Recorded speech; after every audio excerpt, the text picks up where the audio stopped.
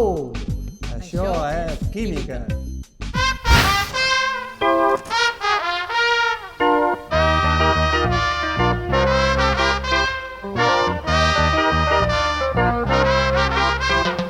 Très tôt sur les bancs de l'école, on apprend à entrer dans la ronde, à faire un peu comme tout le monde.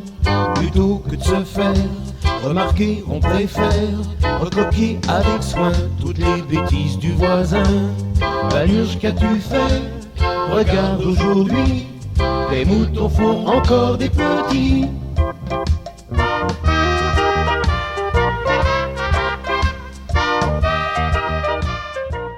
El deteriorament de la pedra té res a veure amb la química?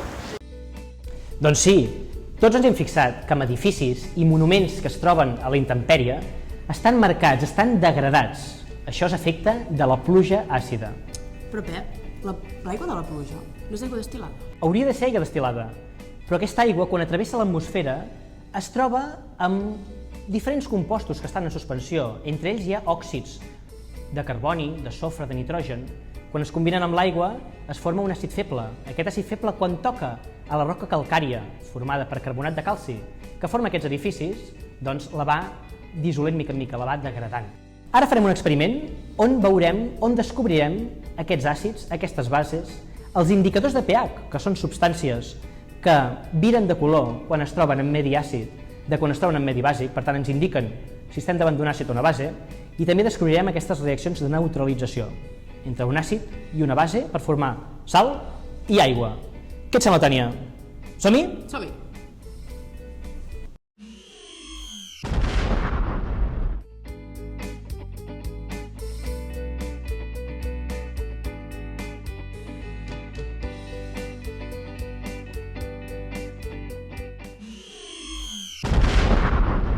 Aquest experiment el podríem vestir de màgia.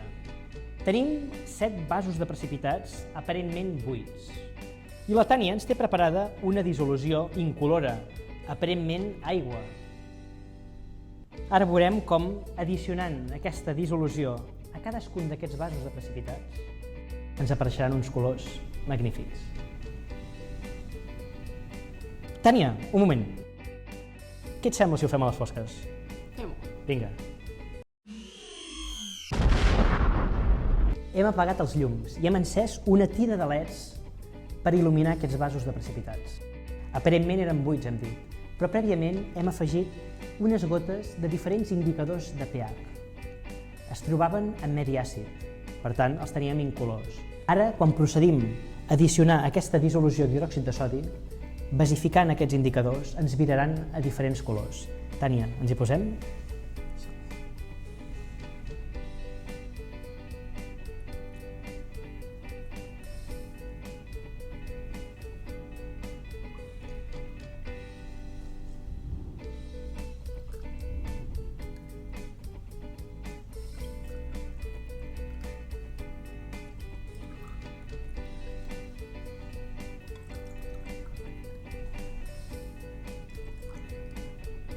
Que bonic! Tenim un fantàstic arc de Sant Martí químic. Tots aquests indicadors de pH a medi àcid eren incolors i a medi bàsic han pres diferents coloracions. Per exemple, la fenolftaleïna, que tots coneixem, a medi àcid és incolora i en medi bàsic presenta aquest color rosat. Uau! Això és química.